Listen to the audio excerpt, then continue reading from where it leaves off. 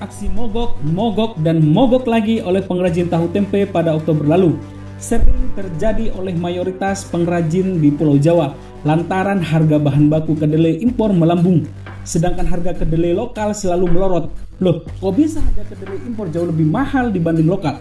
Pada November yang lalu, harga kedelai impor tembus Rp 17.000 per kg, sedangkan harga kedelai lokal dipatok Rp 6.000 per kg oleh pemerintah. Padahal kedelai impor mestinya harganya lebih murah dong dibandingkan kedelai lokal yang memiliki keterbatasan stok. Teori hukum penawaran dan permintaan mestinya begitu, bukan? Masalah ini tidak hanya dikeluhkan oleh pengrajin, bahkan konsumen ibu-ibu komplek saat belanja ke tukang sayur keliling. Ibu komplek bertanya, harga tahu tempe naik lagi, Mang? Tukang sayur menjawab, iya ibu, ada aksi mogok dari pengrajin sudah 3 hari ini. Sobat, melihat percakapan di atas, jika kita menilai mungkin kenaikan harga tahu tempe bagi ibu-ibu kompleks tidak begitu masalah. Tetapi bagi masyarakat kelas menengah ke bawah adalah bencana besar karena pengeluaran mereka cenderung meningkat. Masalahnya, akhir-akhir ini kenaikan harga tidak hanya terjadi pada komoditas tahu tempe yang kelihatannya sepele, tetapi terjadi kenaikan harga beras, daging ayam, telur, cabai, minyak goreng, gula konsumsi, dan 11 bahan pokok lainnya. Jika tidak dikendalikan dan diantisipasi, bahaya bagi ekonomi negara, ancaman inflasi semakin tinggi di depan mata. Selama ini, ranah produksi kedelai kewenangannya di Kementerian Pertanian. Faktanya, produksi kedelai bukan semakin bertambah, tetapi semakin menurun dari tahun ke tahun. Banyak persoalan yang belum diselesaikan, yakni kualitas bibit rendah, jaminan harga, banjirnya impor kedelai, sehingga minat petani menurun, sehingga terjadi alih fungsi lahan dan profesi, sehingga membuat petani kapok dan pelaku usaha atau importir semakin nikmat menangkap peluang untuk membanjiri kedelai impor ke Indonesia. Semakin masif dan tidak terkendali, bahkan importasi kedelai cenderung dikuasai hanya sekelompok perusahaan saja. Bahkan tuduhan kartelisasi terendus dalam rapat dengar pendapat meja DPR RI pada beberapa minggu yang lalu. Polemik impor kedelai dan potensi kartelisasi bukanlah hal yang baru, tetapi terjadi sejak puluhan tahun yang lalu. Masalahnya masih sama.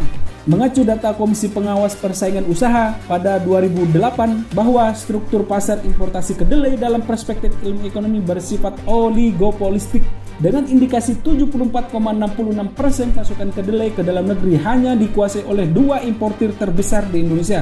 Penguasaan barang cenderung terbatas, mempengaruhi fluktuasi harga di tingkat konsumen akhir. Untuk mengurangi ketergantungan impor, semestinya otoritas serius urus produksi kedelai sebanyak mungkin.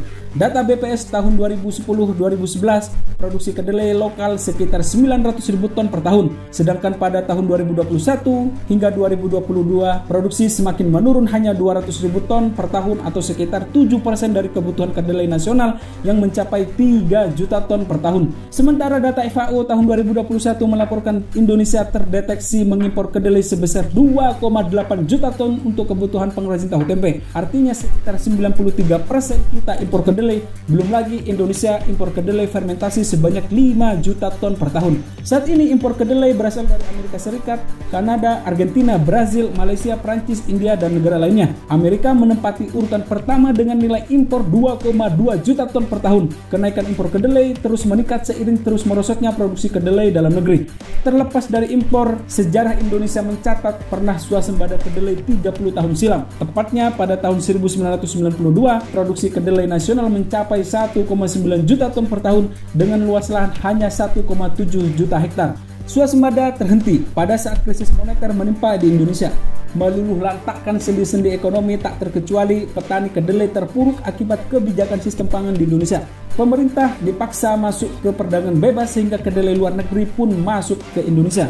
Anehnya persoalan ini belum dipecahkan oleh pemangku kebijakan, dalam hal ini Kementerian Pertanian, Kementerian Perdagangan, dan Kementerian Koordinator Bidang Perekonomian, dan terbaru Badan Pangan Nasional sebagai otoritas tertinggi dalam menyediakan, mengelola, dan menyalurkan ketersediaan kedelai.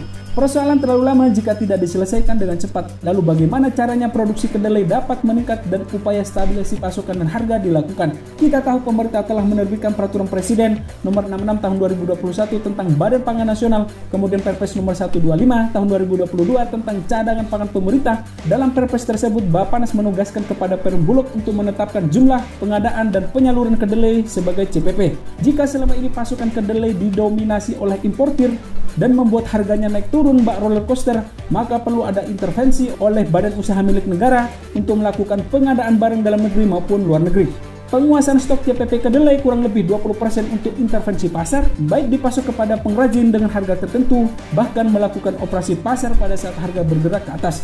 Penyerapan barang di dalam negeri adalah mutlak bagi BUMN untuk melindungi harga kedelai di petani. Namun peran Kementan di sini sangat penting untuk meningkatkan produktivitas dan kualitas kedelai lokal supaya diterima oleh pengrajin atau konsumen. Melalui program revitalisasi sistem budidaya, intensifikasi, ekstensifikasi, dan penambahan luas areal tanam kedelai, sehingga Indonesia keluar dari ketergantungan kedelai yang terus membesar. Apalagi kita ingin mengembalikan kejayaan swasembada kedelai nasional. Semoga